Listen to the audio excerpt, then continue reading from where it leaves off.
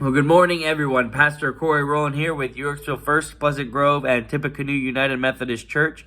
And today I have a devotional to share with you out of the book of Ecclesiastes.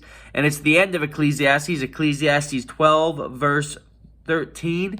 And this is Solomon's conclusion. You know, if you ever read the book of Ecclesiastes, as we've talked before, it's kind of, as I like to call it, the ramblings of a man without God. And Solomon had fallen so far from God because of the foreign wives that he had married. And so he uses the book of Ecclesiastes to kind of sum up all of his wisdom. Remember, Solomon, the Bible calls him the wisest man that has ever lived.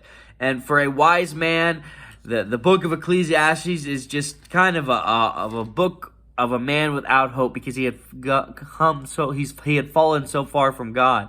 But after all of his ramblings, as he's coming to his conclusion, in verse 13, his story takes a change. I and other people believe that this is kind of Solomon's conversion. This is his repenting of his sinful ways. And, you know, the answer to whether or not Solomon will be in heaven, some have used this verse to say, yes, he will, because he has turned back to God. And because of verse 13 says, this is Solomon's conclusion. It says, that's the whole story. Here now is my final conclusion. So here, the wisest man in the world. Fear God and obey his commands, for this is everyone's duty.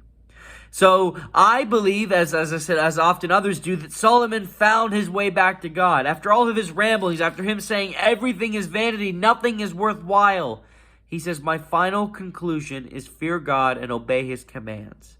So I pray that you echo the words of Solomon. This is the words of the wisest man who's ever lived. And his words of command, his words of advice are to fear God and obey his commandments. So I pray that today you fear God and you obey his commandments. Amen.